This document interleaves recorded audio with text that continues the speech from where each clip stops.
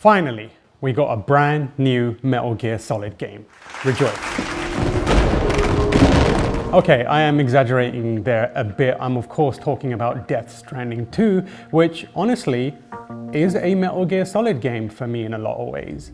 Something akin to a phantom pain. So one of the biggest, saddest parts of the Konami-Kojima bust-up was it happened after Kojima and team finished up Metal Gear Solid 5, The Phantom Pain, which for my money is one of the best action games, one of the best stealth action games, and one of the best open world stealth action games. There aren't many games that are like it. And it was, sad for a lot of reasons, but for me, the biggest issue I had was it was looking like we would never get a follow-up to Metal Gear Solid 5, which was difficult because it was bursting with so much potential. It finally had a really interesting format for the open world. And in terms of presentation and sound and feel, it was spectacular. Metal Gear Solid 5, both Ground Zeroes and The Phantom Pain, is one of my favorite games of all time. So, when Kojima moved on to Death Stranding, I was a little disappointed for various reasons. Death Stranding, the first one, people would call it a game about walking, which it definitely is. So from that respect, it's not a Metal Gear Solid game at all. But it is in a few other ways. Most noticeably, it embodies Metal Gear Solid 5 spirit through how weird it is. The world is weird, the concepts are weird. It's bizarre in the same way that, Metal Gear Solid has a psychokinesis user. Now I will move your controller. It has a fat man on roller skates. Life is short. It's got an old dude that falls asleep if you take too long to shoot him in the face. It's weird. The issue was, from a gameplay sense, it is exactly what people call it, a walking game. It's not bad or uninteresting, in fact, quite the opposite. It's really, really cool and unique, but it wasn't Metal Gear Solid until the director's cut. When the director's cut happened, you could start to feel what was coming, and it was a shift towards more action. Didn't they even add like a cardboard box too in the? I believe so. But I think I remember in the trailer they had them. From that point on, I knew Metal Gear Solid was going to be all up in Death Stranding, and it is. Like, you play the second one, and there are various overt and vague allusions to it, which is straight up, I love that. I'm a big fan of that.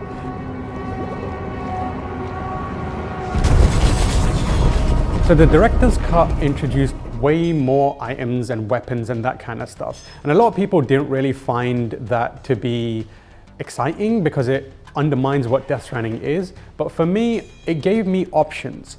And once I started playing it, I realized I could play that game more like a Metal Gear Solid game.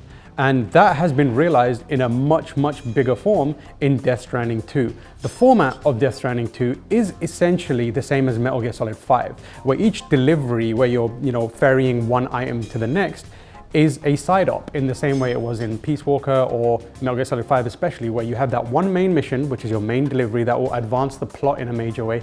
And then you have a series of side ops where they're just playgrounds. They're little playgrounds for you to do things and potentially get lost in the open world. And that, from a format perspective, is exactly what I want from an open world action/stealth game. And what you do in the open world in these side deliveries, side ops, is incredibly varied. There's everything from go in here, get the item, and get out and deliver it, which is expressly a stealth mission if you want it to be. And it's how I played it. Every opportunity to go into a place and alert no one, maybe trank a few people and get out, I have taken that. And there's also stuff like, oh, kill this person or take someone else out, while you're doing this delivery, which again is a leaning deeper into the idea of action and giving you more opportunities to use the options you have, which in this game is guns. And that's where also it changes in a major way, where Metal Gear Solid 5 did this incredible thing, which I really loved, which was it introduced guns that were non-lethal, which was incredibly rare. And the reason I thought it was amazing is because I play stealth, I play ghost style, so I don't want anyone to know I was ever there, or I want to trank everyone and leave with clean hands. I do that with every stealth game. The problem is, when you do that, a lot of the times you're forced to not engage with a wide variety of mechanics. Take Dishonored for example. I love Dishonored. I've played the first one, second one many times. Always do a ghost run. The issue with the first Dishonored was there were so many cool powers that were just exclusively for, you know, high chaos or more action focused runs. I never got to do the thing where you use the rats, not once, because I just did not engage with that. It was counter to my playstyle. But in Metal Gear Solid 5, I had an assault rifle that was effectively non-lethal.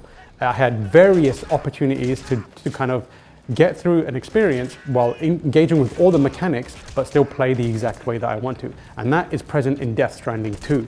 So beyond the actual combat stuff, how you traverse and how you infiltrate is also much more varied. You have the basic ping, which, you know, tells you the kind of lay of the land and that kind of stuff, but also gives you a good look at who is around you and how you should approach it. It's effectively this game's version of whatever the next evolution of the Soliton radar would have been. We've had everything from the Soliton radar to like sound circles and in between. So this fits very neatly into that slot. The biggest introduction for me that I appreciated was Dollman. Dollman is dumb as hell, okay? Little puppet. What? Puppet? No, I am alive. But as a reconnaissance item, he's amazing. Every time I approach any sort of encampment or any sort of scenario where I might be engaging someone, I use Dollman, chuck him into the air, and then scope out where I need to go, a route, and also enemies that are nearby. I get information on what they might be carrying, what type of class they are, which helps me figure out how best to approach it. And it is effectively the same kind of loop that you would have in Metal Gear Solid 5, which is you approach, you kind of pull out your binoculars and look around, see everything, what's going on, tag stuff, and then make an attempt at it, which again, very Metal Gear Solid feeling. For me, as someone who loves those games, I felt like I was playing Metal Gear. The other thing that I think is very Metal Gear Solid 5-esque is the movement. Metal Gear Solid 5, I think for my money, has the best moving across environments feel. The way Snake runs and the way he responds when you push the stick forward, and the sound of his equipment knocking against his suit and like his suit material rubbing against itself, the sound of the wind rushing by as you can hear him, like his breathing get deeper and deeper. It all comes together in a way that is so satisfying that even today I will turn Metal Gear Solid on just to run around because it feels that good. Although Death Stranding doesn't allow you to do it quite the same because it would undermine the kind of deliberate slow nature in which you traverse and go from A to B, it does give you options in the sequel. One of the things that really helps in also kind of replicating that is the exoskeletons, which you get a variety of for different purposes. I stuck with the speed one because obviously it meant that I could run super fast. And in this game, you press the button and it starts to use the battery that Sam has on him. But the effect that you get from it is very similar to that same kind of like audio-visual feeling that you get from Snake in Metal Gear Solid 5. You can hear it rev up and then you can see the increase in pace. And before you know it, it's like you're in a car and you can hear the pistons moving and you get so much speed out of it. Not so much that it's ridiculous, but enough that you feel good about running forward. And my favorite thing about it is it also impacts the way you jump. So if you're running and then you jump, you go absurdly far. Like not hilariously far, but far enough to be like, yeah, that feels like what an exoskeleton would give you. But it means that you can clear like relatively small to medium streams without having to trudge through them. I just sprint at them and then launch myself to the other side. And Sam does the same kind of like landing, almost snake-like landing, the Terminator pose, and then gets back up and carries on going. That is another part of this game that makes me feel like I'm playing a new Metal Gear game. That kind of traversal, that jump, it is for me the equivalent of when you run a snake and then dive into prone and then you're just like safe. That feeling of going from one movement to the other, it's more thorough in Metal Gear Solid 5, but it scratches the same kind of itch. The one area where I would say Death Stranding isn't perhaps as good as older Metal Gear games is the enemy AI. I don't feel as challenged by them. A lot of the kind of hurdles that are in place when I'm infiltrating stuff are stuff that I've put there myself. I'm choosing to go in here and do a clean hands run or a ghost run. And that is kind of where the kind of challenge comes from. The enemies in Metal Gear, they feel much smarter. They react more, they have a curiosity around them about finding someone. Whereas in Death Stranding, they don't really have that. They feel a little more gamey and artificial. The thing they have is absurdly long vision. Like they can see you from well far away, which can catch you off guard. But once you're aware of that and you work in Dolman to do some reconnaissance and scout out, it's pretty easy to get around them. And if you choose to engage, you can use the taser, which is good because it kind of takes most enemies out as long as they're not armored in one hit. You have to charge it and you have to be really close. So when you're using the taser, taser gun, that's where the tension comes from. However, if you switch the actual tranq gun, the text on it says it's medium range and you need to be relatively close, but you can shoot from pretty far away and get a headshot, and in the off chance you miss and they're alerted, you get that same Metal Gear Solid last chance to make the right move moment where you concentrate, and as long as you shoot them back in the head there, you're safe.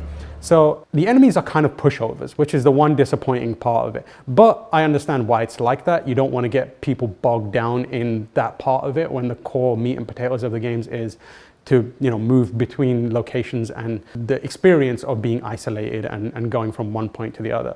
So that's where it kind of is let down. But overall, I think of this game as a Metal Gear Solid 5 sequel in a lot of ways. And the kind of itch that I wanted scratched when the whole Konami things happened and it was looking like Metal Gear Solid 5 was never going to happen, Metal Gear Solid 6 is never going to happen, sorry. It has been scratched by Death Stranding 2, which I did not expect. So those are my rambling, very excited thoughts about Death Stranding 2 and my Metal Gear fandom jammed into one. I made it work. Let me know what you think about it. How are you feeling with Death Stranding 2? Does it do the same for you, where it makes you feel like you're playing Metal Gear Solid? Let us know in the comments and remember to subscribe.